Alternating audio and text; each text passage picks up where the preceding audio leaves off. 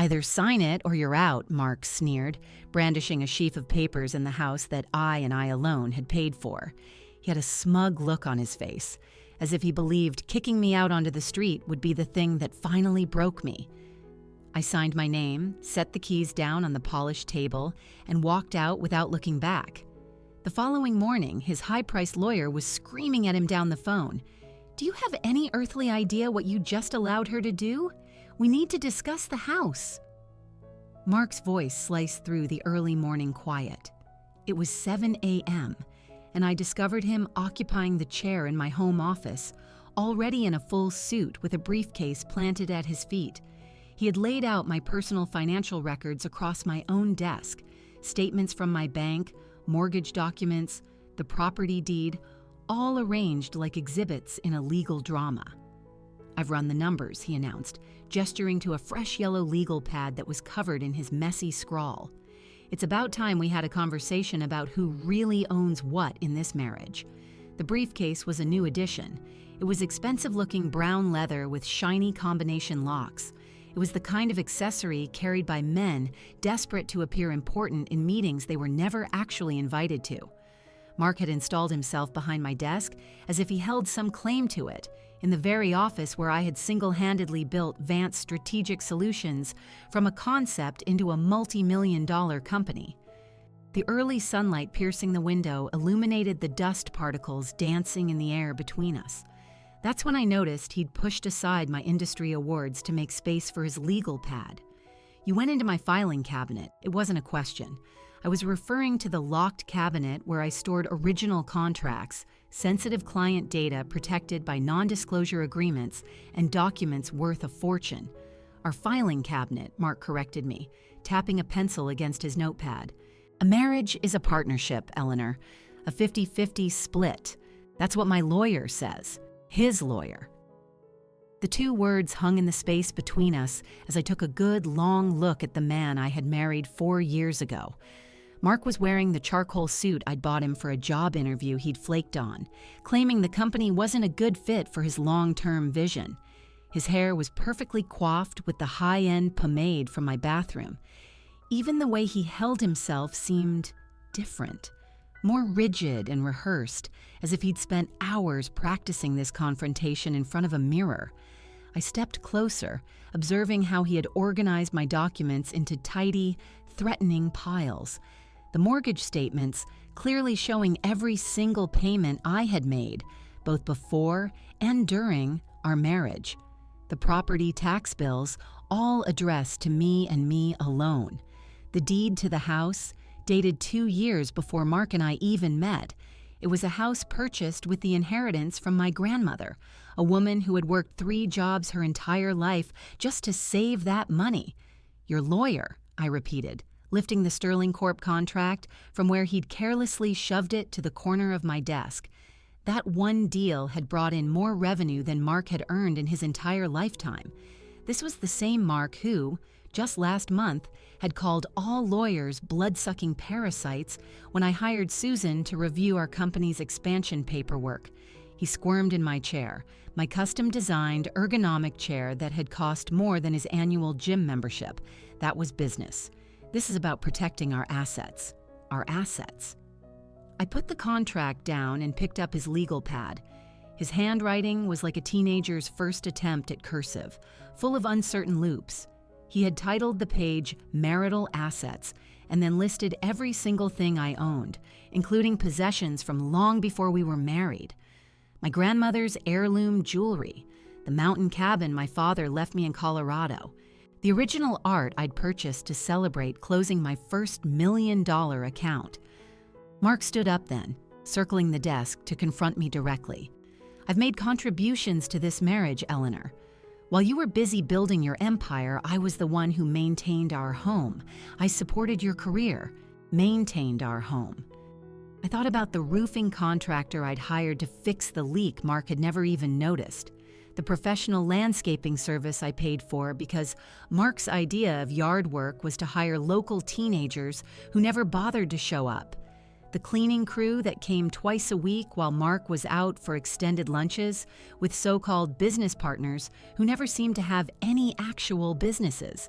Is that the story you told your lawyer? I asked, my eyes catching a business card for Finch Associates peeking out from under the pile of mortgage statements. That you maintained the home while I worked? I made sacrifices, Mark insisted, his voice rising a little.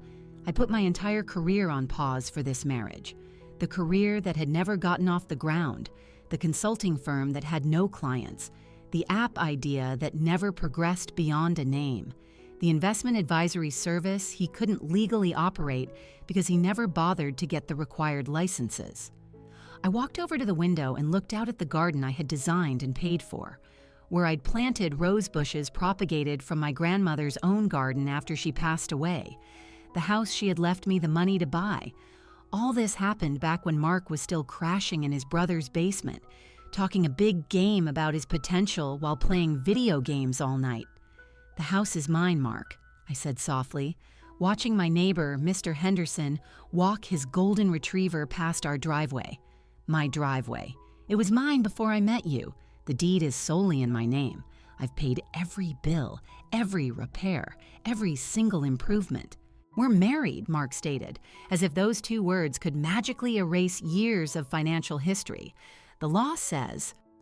The law, I cut in, turning to face him, says that premarital assets remain separate property unless they are commingled, and I have been exceedingly careful not to commingle anything.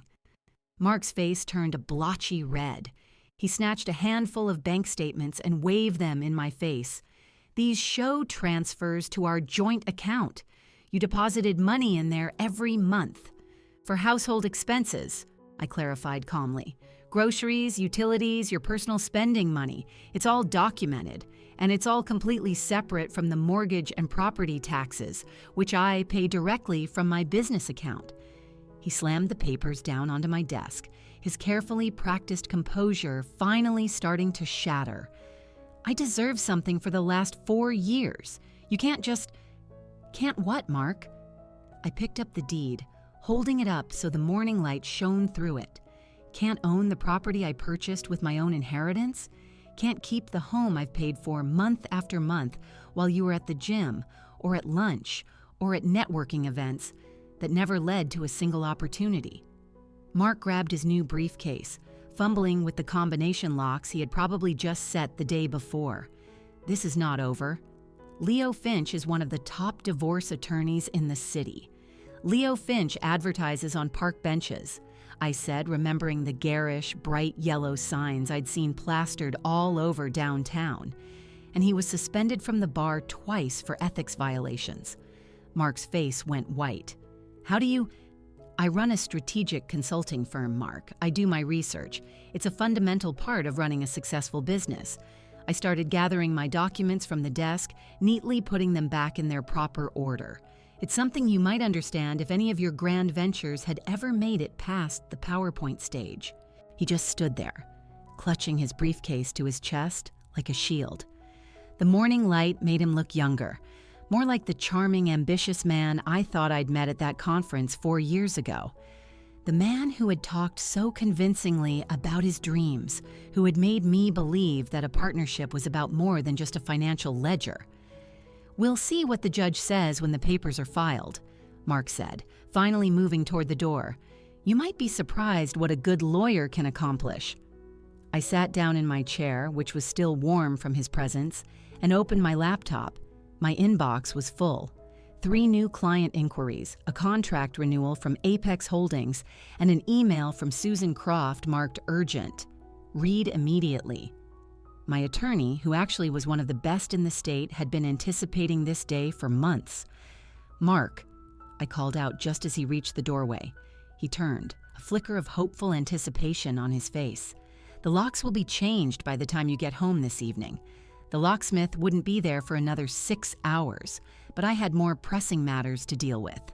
Chloe, my assistant, knocked on my office door just 20 minutes after Mark had stormed out, carrying the monthly financial reports that I usually handled myself.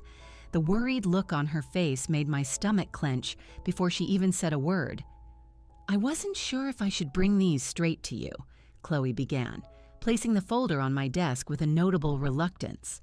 She'd been with me for 3 years, a sharp business school graduate who had never seemed this flustered. "Mark came by accounting yesterday. He said he was helping you with the monthly review." I opened the folder and went straight for the credit card statements. Everything appeared normal until I got to the third page, and there it was, nestled between a charge for a client lunch and an order of office supplies. A $3,000 retainer fee for Finch Associates dated 3 weeks prior. It was the same day Mark had surprised me with a bouquet of my favorite flowers and dinner reservations, claiming he wanted to celebrate my latest contract victory. "Chloe," I said, forcing my voice to remain steady despite the rage simmering inside me. "Did Mark say anything else when he picked these up?" She shifted uncomfortably from one foot to the other. "He mentioned something about wanting to understand the business on a deeper level.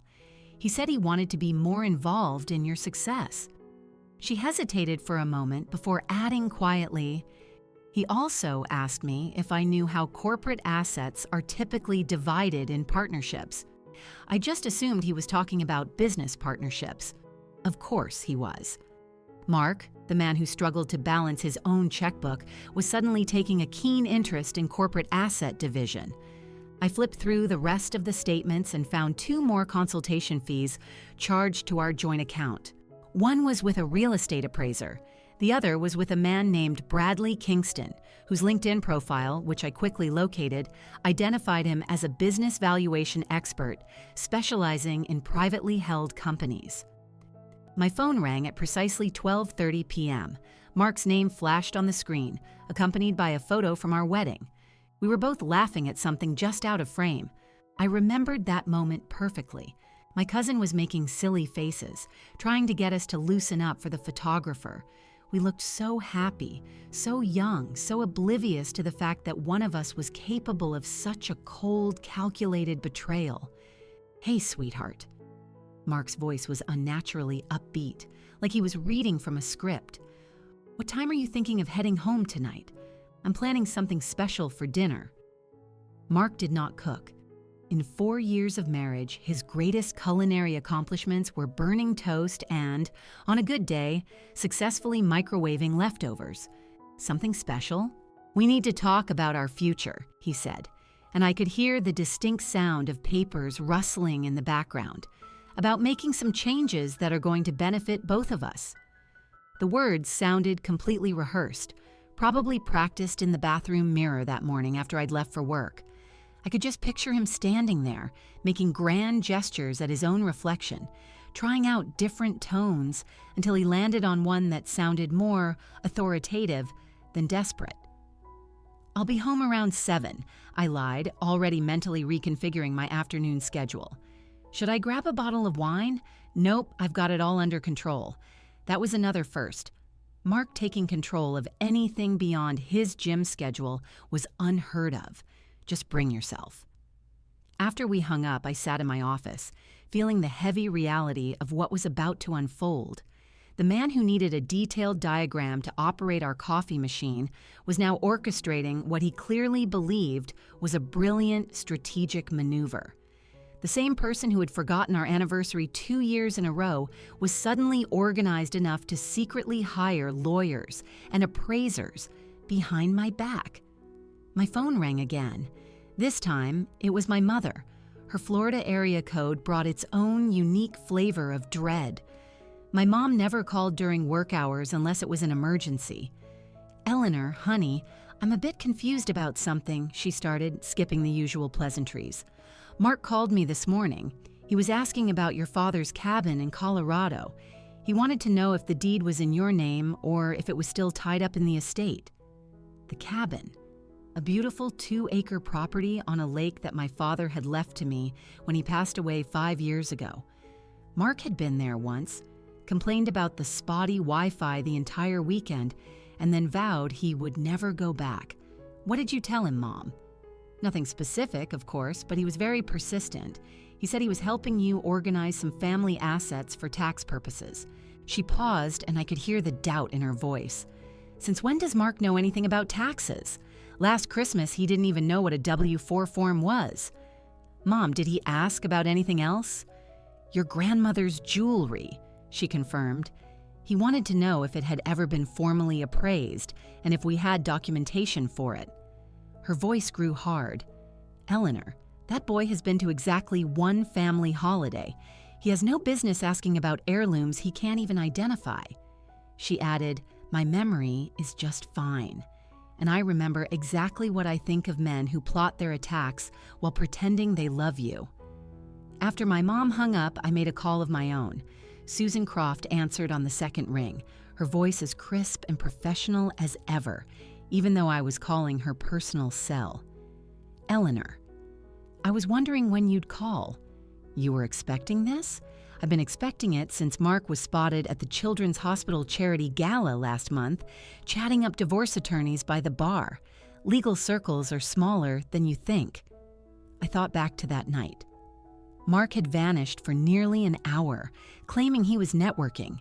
I had been so preoccupied with securing a major donation for the women's shelter that I hadn't paid any attention to where he went. Susan's fingers were flying across her keyboard as she talked. "Let me just pull up your files. The Vance Holdings Trust, established 2 years before your marriage. The house is titled exclusively to the trust. Your business is incorporated as a separate legal entity with you as the sole proprietor. All your premarital assets are documented and have never been commingled with marital funds. So, I'm protected? You're more than protected. Legally speaking, you're bulletproof." She paused, and I could hear the smile in her voice. "Mark can hire every attorney from here to Los Angeles. The paperwork is completely airtight. Then why does it feel like I'm about to lose something important?" Susan's voice softened just a fraction. "Because you are. You're losing the illusion of the man you thought you married. That's often a much harder loss to bear than any financial one. What's your recommendation?" "Let him play his hand," she advised. "Document absolutely everything. Every conversation, every financial move, every meeting he has with his bargain basement lawyer." Her tone sharpened again, back to business. Men like Mark always get cocky and overplay their hand when they think they have the upper hand. Their own ego becomes your best evidence. I thought about Mark sitting in my office chair that morning, arranging my personal papers like props for his little performance, the new briefcase, the practiced posture, the rehearsed lines. He wasn't just planning a divorce. He was staging a hostile takeover. "Susan, he's planning something for tonight, a dinner to discuss our future. Then give him the performance he's expecting," she instructed. "Let him believe you're completely unsuspecting. The more confident he gets, the more mistakes he is going to make." She paused. "And Eleanor? Record everything. This is a one-party consent state. Your phone in your pocket is perfectly legal." I hung up the phone feeling steadier, but also profoundly sad. This morning, Mark had just been my disappointing husband. This afternoon, he had become my adversary, and by tonight, he would reveal himself to be something far worse, a man who had spent years sleeping next to me while meticulously planning my betrayal, practicing his lines in the mirror, absolutely convinced he could take everything I had built simply because he had been there to watch me build it. I walked through the front door at exactly 7 o'clock, the recording app on my phone active in my jacket pocket. The weight of the device was a small, cold comfort against the dread of what was coming. The house smelled strange, a mix of soy sauce and something vaguely chemical. Mark had ordered Chinese food, but not from our usual spot. This was from the cheap takeout place near the freeway, the one we had tried once and vowed never to order from again after discovering a hair in the fried rice. He had set the dining room table with my grandmother's antique Wedgwood china, the delicate blue and white plates she had brought over from England in 1952. We had used them only twice in our entire marriage, on our first anniversary, and the night my biggest client signed a 5-year extension on their contract. Both times, Mark had complained about having to hand wash them, calling it pretentious to own dishes that couldn't go in the dishwasher. Now he was moving around my kitchen with a strange, unfamiliar sense of purpose, plating orange chicken and beef with broccoli onto porcelain that had survived 2 world wars and 3 generations of my family, only to be used as props in Mark's little drama. He had even lit candles. The expensive ones I kept for power outages and dimmed the lights to a level he probably thought was romantic, but which actually made the room feel like a funeral home. "Sit," he commanded, gesturing to my usual chair while he remained standing, a manila folder tucked under his arm. He had changed into a different suit, a navy one, also purchased on my credit card during last year's string of failed job searches. "We need to have a frank and honest conversation about our marriage." I sat down, noting how he had strategically positioned himself between me and the exit, a tactic his cut-rate attorney had probably suggested. Establish dominance. Control the room. Make her feel trapped. What neither Mark nor his bus-bench lawyer seemed to grasp was that I regularly negotiated with corporate sharks who ate intimidation tactics for breakfast. Mark cleared his throat and launched into what was clearly a pre-written speech. "Eleanor, we've grown apart. Our lives have taken us down different paths neither of us could have anticipated when we took our vows." He paused for dramatic effect, just like he'd seen actors do in the movies. "I've been doing a lot of soul-searching lately, attending therapy, really working on myself." Therapy. That was a new one, unless he was now counting motivational YouTube videos as professional help. Mark had never set foot inside a therapist's office in his life. He pressed on, his voice adopting the smooth, empty cadence of a bad TED Talk. "I've come to realize that our marriage has become fundamentally unbalanced. You're completely consumed by your work, and I've been left to manage everything else on my own. The emotional labor, the household management, the sacrifice of my own dreams to support yours." I reached for my water glass, letting his monologue wash over me while I studied his face. He had definitely practiced this. His gestures were too deliberate, his pauses too perfectly timed. Even the way he gripped the back of his chair was staged. "I think it's best for both of us if we separate," he said, finally sliding the manila folder across the table toward me, pushing aside a container of sweet and sour sauce. "I've had some papers drawn up that I believe are fair and equitable to both parties." I opened the folder. He watched me, his breathing shallow and quick. The first page was exactly what I had anticipated, a joke of a legal document that looked like it had been printed from a free template website and filled in with some very creative interpretations of state property law. He was demanding the house, citing his contributions to its maintenance and improvement. He wanted spousal support based on his supposed career sacrifices. He had even gone so far as to list my company, Vance Strategic Solutions, as a marital asset, claiming he had served as an unofficial consultant throughout its growth. "You want half of my company?" I said, not as a question, but as a confirmation of his breathtaking delusion. "I've been your sounding board for every major decision," Mark declared, his confidence swelling. "I've attended all those networking events. I've supported your late nights at the office. I've sacrificed my own entrepreneurial ventures." I flipped to the next page. He wanted my grandmother's jewelry, which he'd labeled as marital gifts. The Colorado cabin was listed as joint recreational property. Even my car, which I had purchased 6 months before we were married, was somehow now classified as a shared asset. Mark moved closer, looming over me now. "This is what's fair, Eleanor. What we built together should be divided equally." I kept reading in silence, my expression carefully neutral, while on the inside I was cataloging every absurd claim, every legal fallacy, every single piece of proof that Mark had no idea what he was doing. "Well?" Mark's patience was wearing thin. "Are you going to sign it?" I put the papers down and looked up at him. "You want the house?" "I deserve the house. I'm the one who made it a home while you treated it like a hotel. And my business? Our business. It was built during our marriage. That's community property. The cabin in Colorado? Where we made so many memories as a couple. Each lie was delivered with more conviction than the last, as if by repeating it, he could will it into truth. Mark had spent exactly 1 weekend at the Colorado cabin, complained nonstop, and left a day early claiming a sudden allergy to pine trees that never seemed to flare up around Christmas. I picked up the pen he had placed next to the papers, a cheap blue ballpoint, and he stepped back, a triumphant look spreading across his face. He already had his phone out, probably getting ready to text his brother or his gym buddies about his successful negotiation. "No," I said simply, setting the pen back down.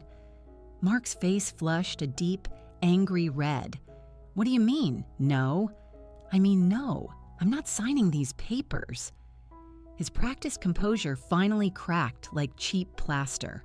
"You have to sign them. This is what's happening. I've made my decision." "Your decision?"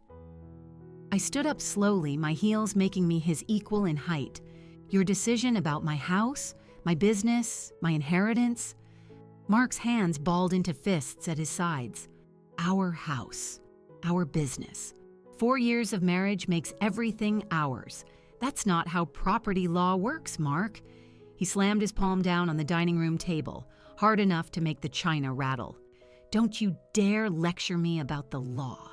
My attorney says—" "Your attorney who advertises on park benches?" Mark's face went from red to a shade of purple. He leaned over the table, his voice dropping to what he must have thought was a menacing whisper. "You are going to sign these papers, Eleanor.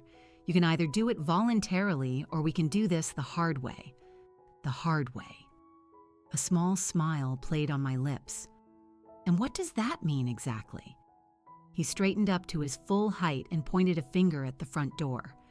"Sign the papers or get out. This is my house now. I've established residency. I've contributed to its upkeep. Sign or pack your things and leave." The ultimatum hung in the air between us, just as Susan had predicted it would.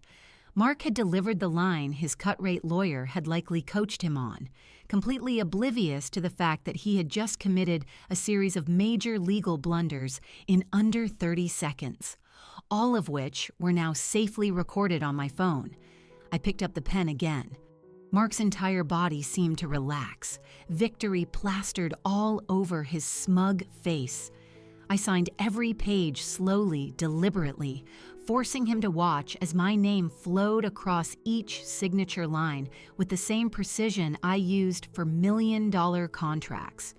Each letter was perfectly formed. When I was finished, I set the pen down.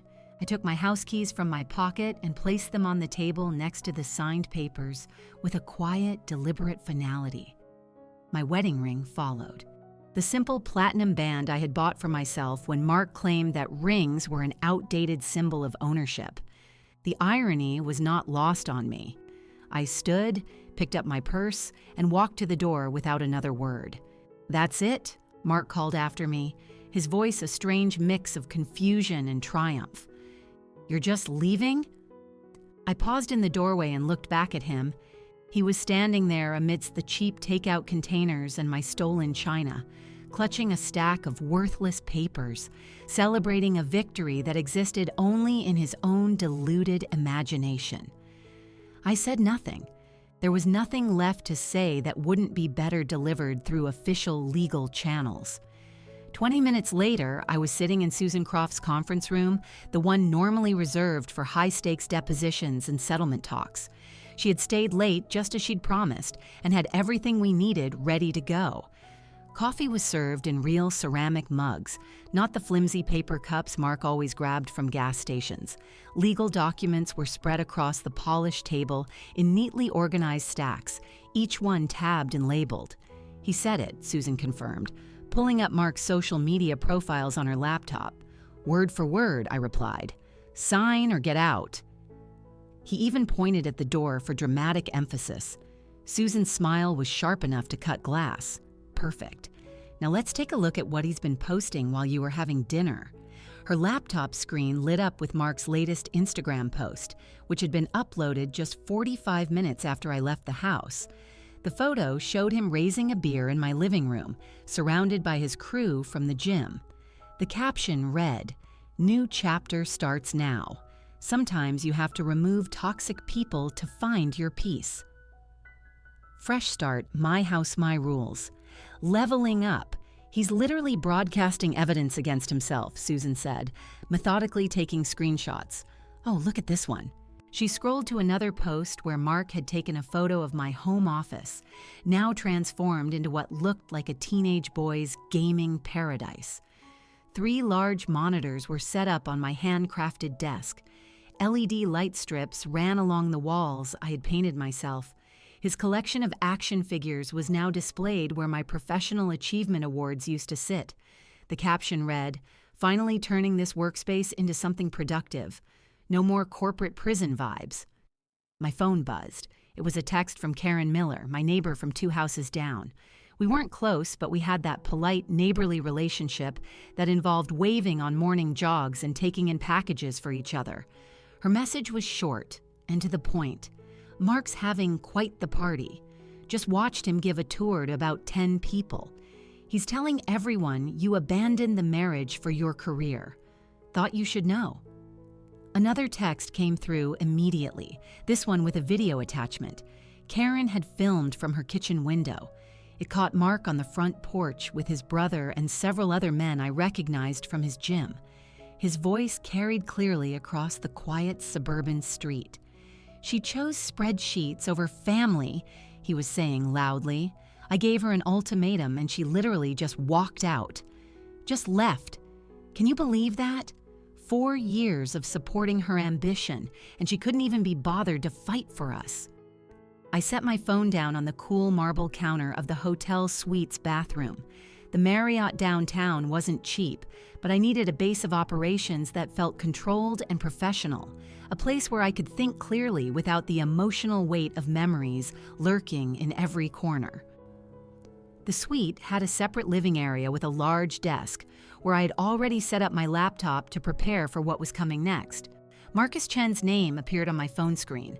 My CFO rarely called after hours unless something required immediate action.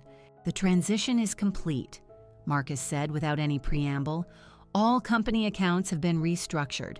Mark Wilson's access was officially terminated at 8:47 p.m. His corporate card has been deactivated, and all automatic payments linked to it have been suspended, pending reassignment." "How many automatic payments?" 17, he replied, including his BMW lease, his gym membership, his country club access, the wine storage unit, and something called Executive Presence Coaching that's been charging $400 a month for the past year. Executive Presence Coaching. Mark had told me it was career counseling to help him launch his consulting firm. I had been paying for a life coach to tell him how special he was, while he contributed absolutely nothing to our household except dirty laundry and a string of broken promises. "Document everything, Marcus. Create a complete audit trail." "Already in progress," he confirmed. Also, Mark attempted to use the corporate card about 20 minutes ago at a place called Velocity Sports Bar. The transaction was declined. Of course he had. He'd tried to put his victory party on my company's tab, the same card he had been using for years to fund his lunches with potential business partners, who, strangely, never materialized into any actual ventures.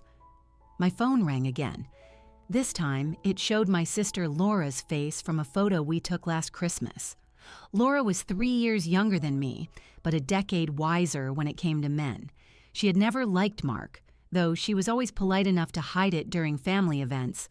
What kind of manipulative garbage is Mark trying to pull now? Laura's voice was tight with anger. "He just called me, claiming you're having some kind of breakdown.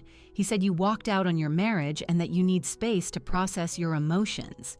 He actually had the audacity to suggest that I should encourage you to seek therapy for your workaholism. He called you 20 minutes ago. And he had the nerve to sound concerned, like he was the long-suffering husband.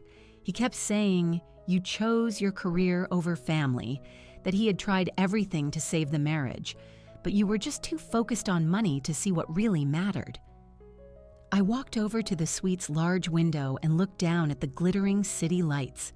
Somewhere out there, Mark was celebrating in my house, spinning his version of events to anyone who would listen. He was crafting a villain narrative where I was the cold, calculating businesswoman who had abandoned her loving, supportive husband. Laura, he's just trying to control the narrative before what? Eleanor, what's really going on? Because the Mark who called me sounded like he was reading from a script. He was using words Mark doesn't even know. He mentioned emotional labor and relationship equity. Since when does Mark know those terms? Since his lawyer told him what to say. There was a long silence on the other end of the line. He's trying to take the house, isn't he? The house Grandma's money paid for, among other things. That pathetic leech. 4 years of you paying for everything while he played entrepreneur. And now he wants to steal what you built. Her voice rose with indignation. Remember when Dad was in the hospital? Where was Mark? Oh, that's right. He was at a crucial networking retreat that turned out to be a golf weekend. I remember, I said quietly. Dad was sick for 3 months, and Mark visited him once, for 20 minutes, and now he's calling you to talk about family values. She paused, her voice softening. Do you need me to go get anything from the house? Important documents, Grandma's jewelry, anything he might damage or try to claim? Not yet. For now, let him think he's won. Eleanor, I know you. You're planning something. I'm not planning anything, I replied. I'm just documenting reality while Mark creates his own fantasy. After Laura and I hung up, I opened my laptop and logged into our joint banking app. The account showed Mark's spending attempts in real time. $127 at Velocity Sports Bar, declined. $84 at the liquor store, declined. $45 at the pizza place, declined. Each rejection was time-stamped, creating a digital breadcrumb trail of Mark's unraveling celebration. A text from Chloe popped up. Mark called the office asking for help accessing the company portal, said he needed to review partnership documents. Security flagged it as an unauthorized access attempt. Partnership documents. Mark, who had never been a partner in anything except spending my money, was already trying to build a case for his lawyer's claim on my business. His attorney must have told him to gather evidence of his involvement, not realizing that every login attempt, every phone call, every text was being meticulously logged by people who actually understood what documentation meant. My phone buzzed with another Instagram notification. Mark had posted a photo from my wine cellar, the one I had custom built to store my collection of investment-grade vintages. He had opened one of my 2015 Chateau Margaux bottles, worth about $800, and was pouring it into red Solo cups for his gym buddies. The caption read, "Life's too short for saving things for special occasions." Today is the special occasion, Susan texted immediately. He's documenting the destruction of separate property assets. Keep recording everything. The silence of the hotel room felt strange after years of Mark's constant noise. His video games, his conference calls for businesses that never launched, his motivational podcasts played at a volume that suggested he thought success could be absorbed through sheer decibels. Here, in this temporary sterile space, I could think clearly for the first time in months. Another message arrived, this one an automated email from the BMW dealership. Miss Vance, we are attempting to reach Mark Wilson regarding his lease payment. The account on file has been declined. Please contact us at your earliest convenience. Mark's carefully constructed world was beginning to falter. Tomorrow, when he woke up hungover in my house, surrounded by empty bottles and the debris of his premature victory party, the calls would start coming in. The gym wondering about his membership, the country club about his suspended access card, the wine storage facility about his overdue monthly fee. Each small failure would build into an avalanche of reality that no amount of Instagram filters could hide. I closed my laptop and got ready for bed, slipping into clean sheets that didn't smell like Mark's cologne or carry the weight of our shared disappointments. Tomorrow would bring new developments, new evidence and new mistakes from Mark as he continued to celebrate a victory that existed only in his head. The morning started with a text from Chloe that made me sit up straight in the hotel bed. Can we meet before the office opens? There's something I should have told you months ago. The timestamp was 5:47 a.m. Chloe never messaged before 7 unless something was seriously wrong. We met at a quiet coffee shop a few blocks from my office, the kind of place where business deals were made in hushed tones and no one looked up from their laptops. Chloe was already there, anxiously shredding a napkin into a pile of tiny white pieces. Her usual calm composure had vanished. 3 months ago, during the Patterson Industries conference, she began, not making eye contact. I saw Mark at the Marriott downtown. You were in the middle of giving your keynote presentation, and I had to step out to handle that emergency with the Chicago contract. She finally forced herself to meet my gaze. He was with someone, a woman, early 20s, blonde, and extremely fit. The coffee shop's smooth jazz played softly in the background as I processed this new piece of information. 3 months ago, Mark had told me he couldn't attend the conference with me because he had a terrible stomach bug. I had delivered my presentation to 300 industry leaders, while my husband was at a hotel 6 blocks away with another woman. I tried to convince myself it was a client meeting, Chloe continued, her voice trembling slightly. Mark was always talking about his business ventures, so I thought maybe he'd finally found an investor or a partner. She pulled out her phone and, with practiced efficiency, scrolled through Instagram. Then, last week, I saw this. The screen showed a woman's public profile, Tiffany Shaw, a personal trainer and fitness influencer. In her recent posts, Tiffany was proudly wearing my diamond tennis bracelet, the one Mark claimed he had sent out to be professionally cleaned 2 months ago. Another photo showed her sporting my Cartier watch, an anniversary gift that had supposedly been lost during our last vacation. And in a gym selfie, my grandmother's pearl necklace was draped around her neck, accompanied by the hashtags, "blessed and living my best life." "These are all your pieces, aren't they?" Chloe asked quietly. I recognized them from the company events. The pearls had been my grandmother's wedding gift from my grandfather in 1951. Mark had told me they were at the jeweler's being restrung. The watch had mysteriously vanished from our bedroom dresser.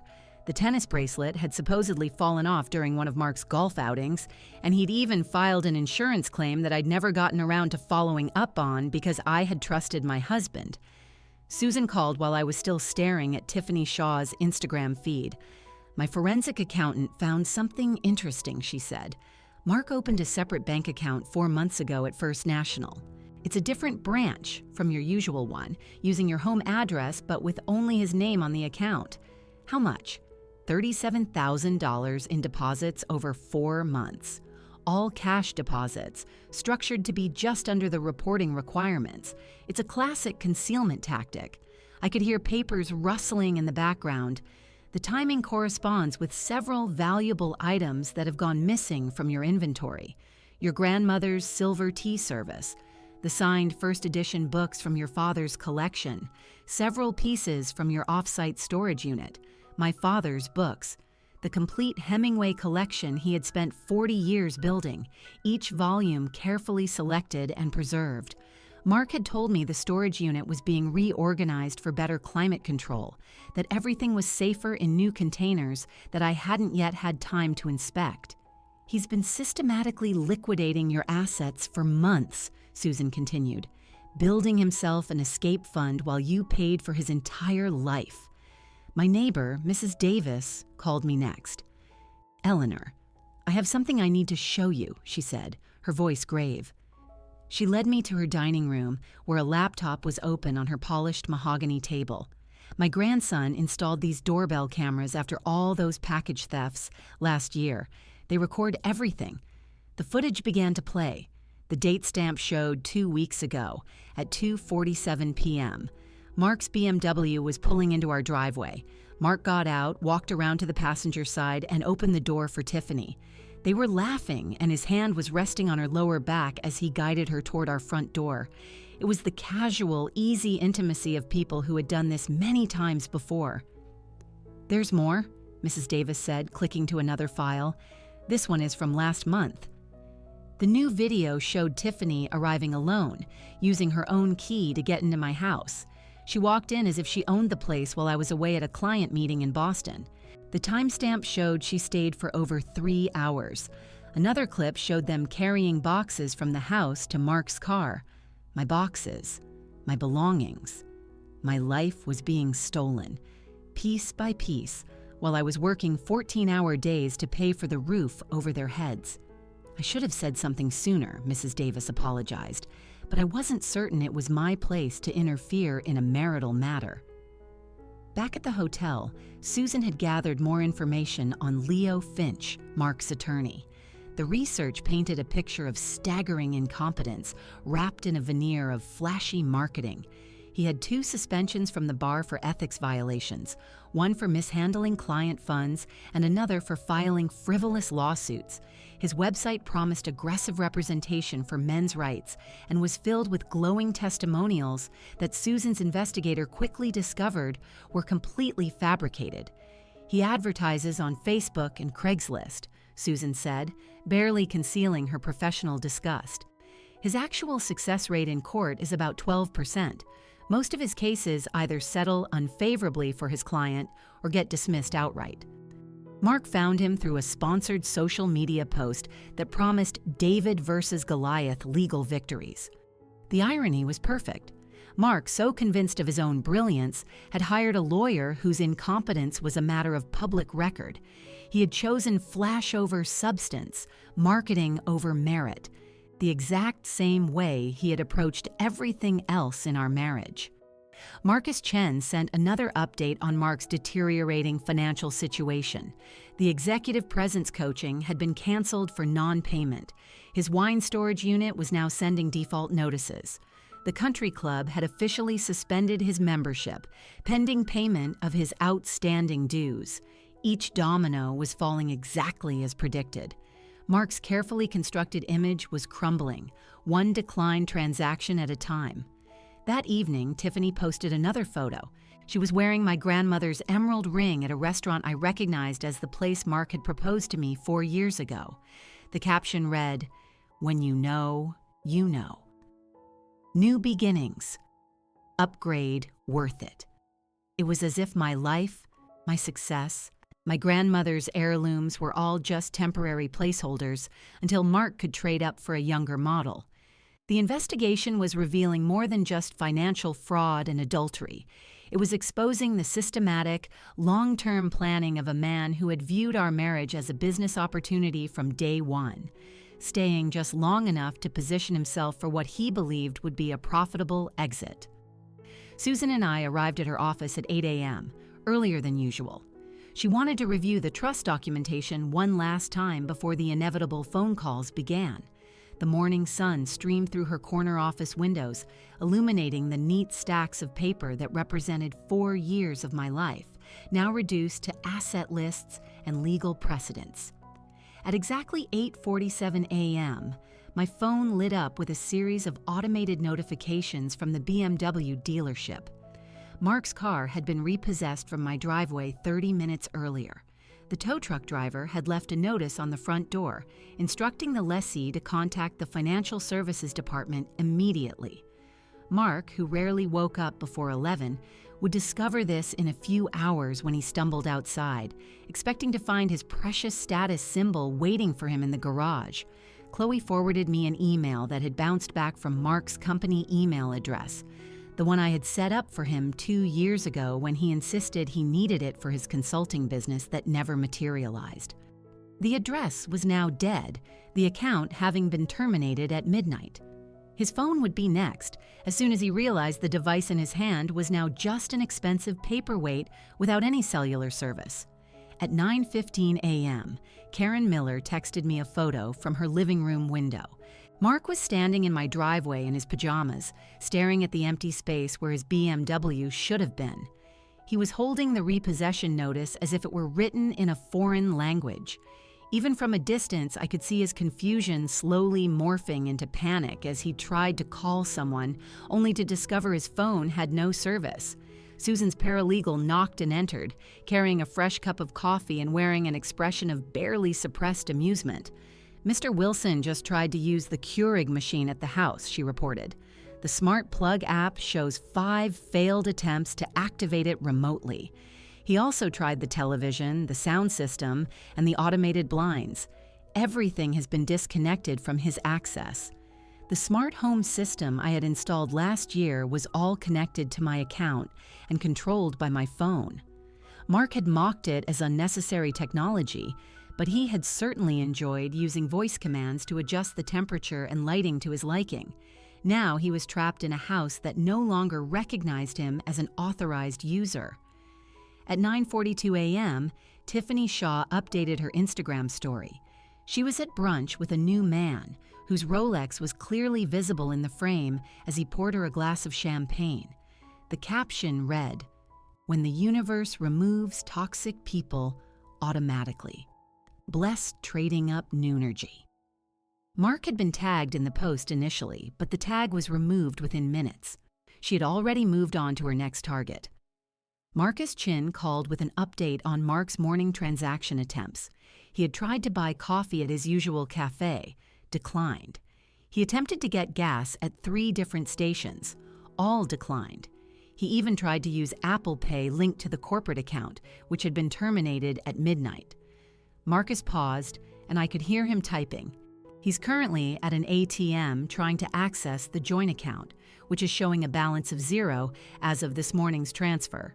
Mark's entire financial ecosystem had collapsed overnight. Every card, every account, every automatic payment that had sustained his lavish lifestyle for 4 years had been systematically shut down. The man who had spent the previous evening celebrating his great victory was now discovering that his entire empire had been built on someone else's foundation. At 10:03 a.m., Leo Finch's name appeared on Susan's phone screen. She put him on speaker, and we could immediately hear the panic in his voice before he even spoke a word. Papers were rustling frantically in the background, and someone was typing rapidly on a keyboard. "Ms. Croft, I need some clarification on some documentation that's just come to my attention," Finch began, his voice noticeably higher pitched than it had been during his confident threats the day before. "The Vance Holdings Trust you mentioned. My client was under the impression that the property was a marital asset. Your client signed documents acknowledging that the property was owned by the trust," Susan responded, her tone professionally neutral while her eyes sparkled with satisfaction. "His signature appears on 7 different pages, affirming his understanding of the ownership structure. But he didn't. I mean, there may have been some confusion about the implications of those signatures." Confusion? Susan pulled up the documents on her screen. Mr. Wilson signed a separation agreement demanding sole and exclusive rights to a property he knew was owned by my client's trust. That's documentary fraud, Mr. Finch. I'm sure an attorney who advertises his expertise in property division would recognize the severity of such an action. The frantic typing in the background stopped.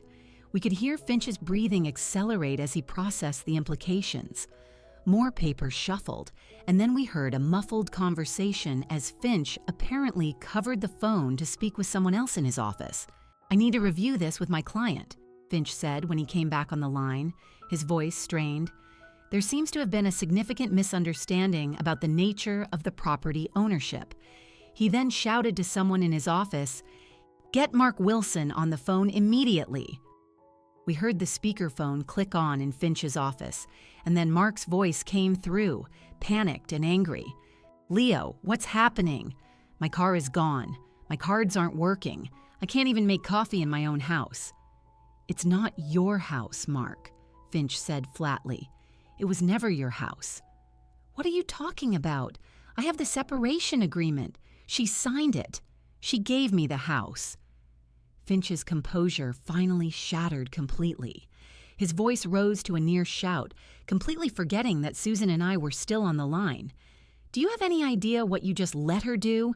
You signed documents claiming ownership of a property that's held in a trust that was established before you were even married. You committed fraud, Mark. Documentary fraud. She didn't give you anything. You gave her all the evidence she needs to bury you." The silence that followed was absolute. We could hear Mark's ragged, shallow breathing over the speaker as the reality of his situation finally began to penetrate his delusions. Susan muted our end of the call, and we listened as Finch continued his panicked explanation, his voice growing more and more agitated as he outlined the catastrophic legal position Mark had created for himself. The property was never a marital asset. Your social media posts constitute evidence of your intent to commit fraud. The separation agreement you had her sign is worthless because you can't transfer ownership of something you never owned. And by claiming exclusive rights to the property, you've admitted in writing that you understood the ownership structure while attempting to steal it anyway. Mark's response was barely a whisper, all of his manufactured confidence gone. But you said possession was 9/10 of the law. You said if I established residency. I said that before I knew about the trust, Finch yelled. Before I knew you'd been posting online about turning it into a rental property. Before I knew you had signed documents acknowledging you understood the ownership structure. Finch was clearly in full-blown panic mode now. You need to vacate that property immediately. Today, before she decides to file criminal charges. Susan unmuted our phone. Mr. Finch, we are prepared to give your client 72 hours to vacate the premises, provided he does not damage any property or remove any items that do not legally belong to him. After that, we will proceed with a formal eviction and press criminal fraud charges. Finch's panicked voice was still echoing through Susan's office when we heard Mark in the background, shouting something about squatters' rights and residential tenancy laws. The call ended abruptly with Finch sputtering that he needed to review case precedents immediately. Susan closed her laptop with a look of deep satisfaction and looked at me across her mahogany desk. The eviction notice will be served tomorrow morning at 7 sharp, she said, pulling up the Sheriff's Department portal on her screen. Deputy Martinez has already been briefed on the situation. He's handled dozens of these cases where someone claims ownership without any legal standing. The next morning, I watched from my hotel room window as the sun painted the downtown skyline in shades of gold and amber. At precisely 7 a.m., my phone buzzed with a text from Karen Miller, my observant neighbor. She'd attached a video of Deputy Martinez walking up my driveway in his crisp uniform, carrying the official documents that would formally begin Mark's removal from my property. 20 minutes later, my phone rang. Mark's number appeared on the screen, but it was coming from a landline since his cell service had been terminated. I answered on the third ring, keeping my voice neutral and professional. "Eleanor, we need to talk about this situation," Mark began, his voice lacking its usual manufactured confidence. "This has all gotten completely out of hand. Maybe we should just sit down and discuss this like adults. We did discuss it, Mark. You presented me with separation papers demanding my house, my business, and my family heirlooms. I signed exactly what you asked me to sign. That was just a negotiation tactic. You know how lawyers are. They always start with a high ask." His voice cracked slightly, the desperation finally seeping through. "We can work this out ourselves. Maybe we could try counseling. Remember how good things were in the beginning? The beginning. When Mark had presented himself as an ambitious entrepreneur who was just temporarily between ventures, someone who just needed the right partner to help him achieve his potential. I had mistaken his confidence for competence, his dreams for actual plans, his promises for potential. Mark, the Vance Holdings Trust was established 2 years before we met. Every single mortgage payment has come from my business account. You signed legal documents acknowledging that you understood the ownership structure. There is nothing to work out." His tone shifted from conciliatory to aggressive in a split second. "You set me up. You knew what you were doing all along. This whole marriage was just a business arrangement to you, wasn't it? The marriage was real, Mark. Your contribution to it wasn't. For 4 years, you never paid a single household bill.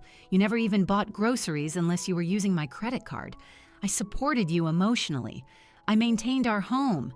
I sacrificed my career," he shouted, repeating the same rehearsed lines his attorney had probably fed him. "You played video games while I worked 14-hour days," I stated, keeping my voice steady and factual. "You went to the gym while I negotiated million-dollar contracts. You had affairs while I was at conferences earning the money you were busy spending. You didn't sacrifice anything, Mark, because you never had anything to sacrifice in the first place." The silence stretched for several long seconds before his voice returned, smaller now, almost pleading. Where am I supposed to go? I don't have any money. My car has been repossessed. You've destroyed my life. Your brother is coming with a moving truck this afternoon, I informed him. You have 72 hours to remove your personal belongings, anything you actually own, not anything that was purchased with my money or is legally mine. Mark's brother, Daniel, arrived at 2 p.m. with a U-Haul truck that looked far too large for the few possessions Mark actually owned. I watched through Mrs. Davis's security camera feed as Daniel helped Mark carry out his things. The gaming chair he'd bought with last year's consulting bonus, which was actually my quarterly dividend. The exercise equipment he'd purchased during his brief fitness influencer phase, funded by my annual bonus. The vision boards he'd created during his life coach certification program, a program I had paid for that he never even completed. Karen Miller sent me text updates throughout the afternoon. They're arguing about the television, she wrote. Mark insists it's his. Daniel just showed him the receipt on your credit card statement. Another text arrived 20 minutes later, showing Mark standing in the driveway gesturing wildly at the neighbors who were suddenly all pretending to check their mail or water their already drenched gardens. Mrs. Davis had positioned herself on her front porch with a cup of tea, watching the entire proceeding with undisguised interest. Mr. Henderson walked his golden retriever past the house 3 times, each loop slightly slower than the last. Mark tried to take the Peloton bike, arguing that he was the only one who ever used it. Daniel had to physically block him, pointing out that the credit card statement clearly showed it was purchased with my company card. The wine refrigerator became another point of contention until Daniel pulled up the purchase history on his phone, proving that it predated Mark's arrival in my life by several years. By 4 p.m., the truck contained a pathetically small collection of items. Mark's clothes, most of which I had purchased but had no interest in fighting over. His collection of self-help books and business guides, none of which had ever translated into any actual business activity. And the plaques and certificates from his various online courses and certifications, all monuments to a potential that had never materialized into productivity. Susan called as they were loading the last of the boxes. I have the complete forensic accounting report. Do you want to know the grand total? Tell me. Over the course of 4 years, Mark Wilson contributed exactly $0 to household expenses. He spent a total of $342,768 of your money on what he categorized as business development, networking, and professional advancement. She paused, and I could hear her flipping through pages. This includes $47,000 in gym and fitness-related expenses, $83,000 in restaurant bills for meetings with potential partners who never materialized, $31,000 in online courses and certifications that he never completed, and $45,000 in travel for conferences where he was supposedly building his network, and the rest? Personal shopping, entertainment, and a series of cash withdrawals that coincide with the dates he was seeing Tiffany. Every single penny is documented, and every transaction is tracked. If he ever tries to claim any financial interest in your assets, this report will demonstrate that he was essentially a dependent who contributed nothing while actively depleting marital resources. I thought about all those evenings I had come home, exhausted from back-to-back client meetings, only to find Mark on the couch, planning his next big venture while I was the one paying for his dreams and delusions. $342,000 over 4 years. That money could have funded a scholarship program, supported a women's shelter, or helped actually struggling entrepreneurs launch real businesses. Daniel knocked on several more doors as the afternoon wore on, apparently looking for boxes, tape, or bubble wrap.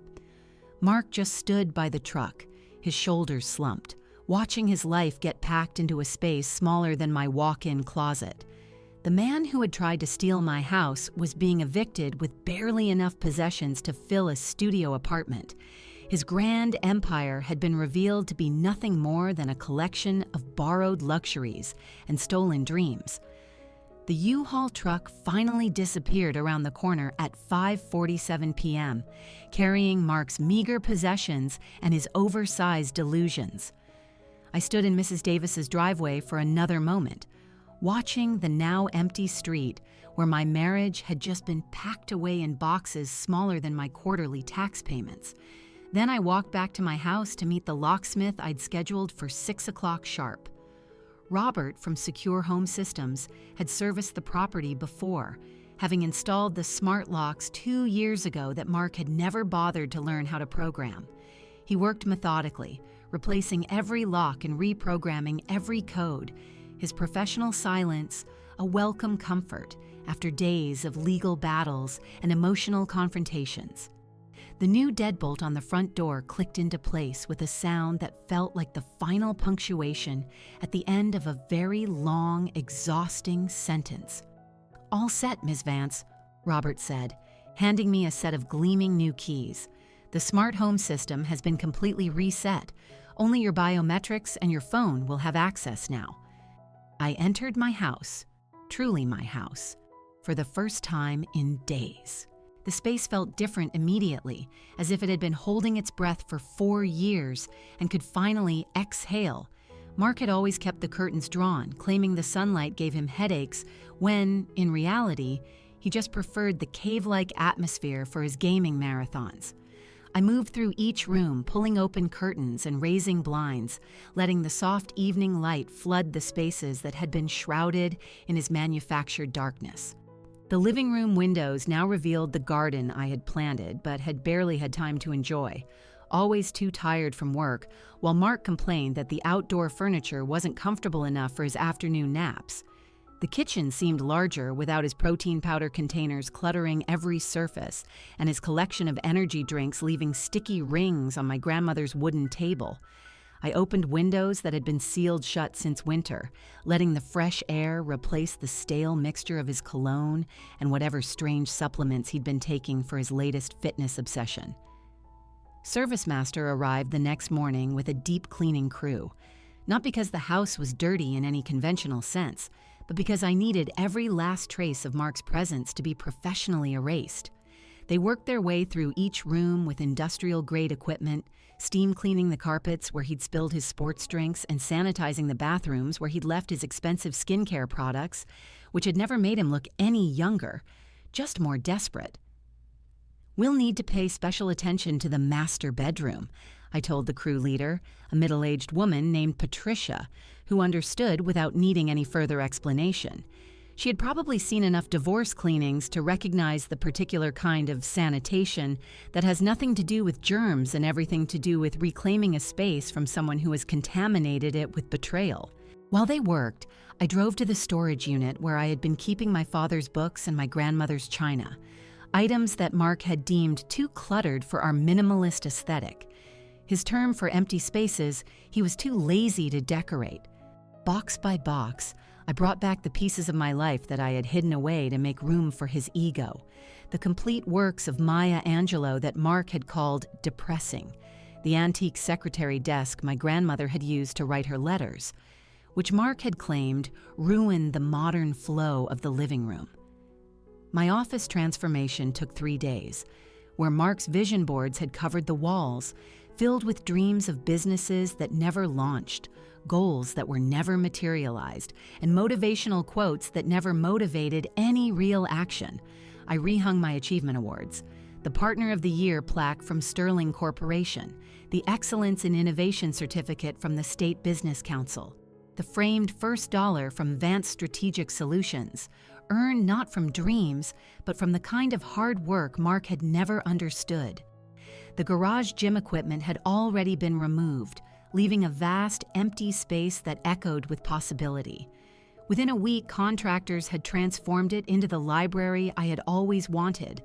Floor-to-ceiling bookshelves were filled with the collection Mark had mocked as pretentious, the leather-bound editions he'd called wasteful, and the first editions he had tried to sell behind my back. A comfortable reading chair was positioned perfectly to catch the morning light. The room now smelled like wood polish and old paper, not rubber mats and his perpetually damp gym socks.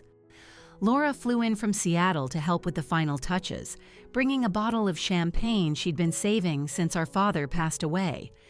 "For when you finally came to your senses," she said, popping the cork in my newly reclaimed kitchen.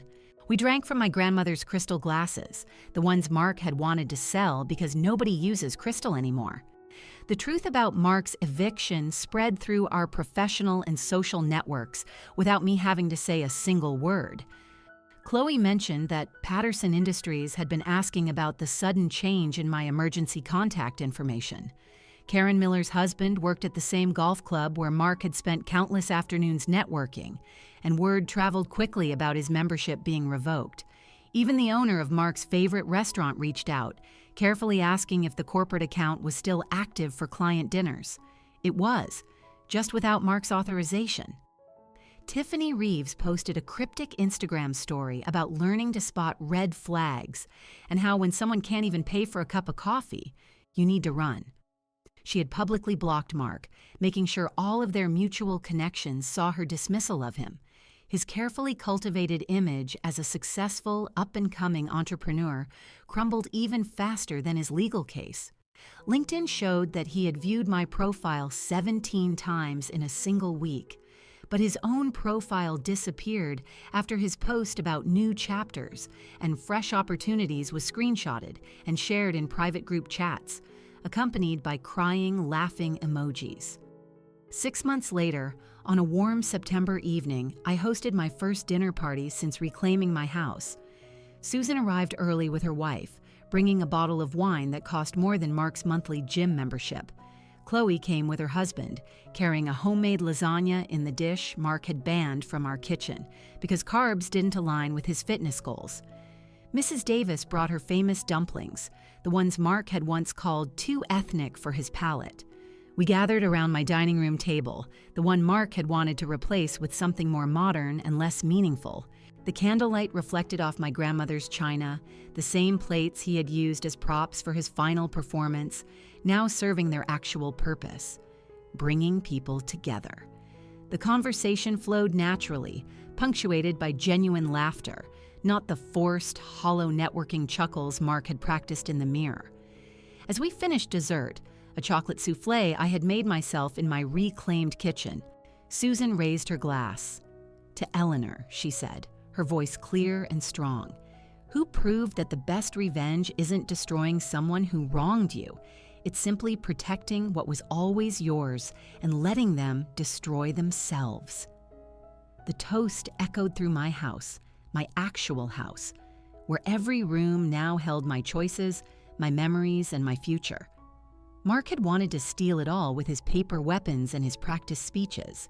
Instead, he had learned the hard way what happens when performance meets preparation, when pretense collides with patience, and when someone who thinks they're taking everything discovers they never had anything to take in the first place.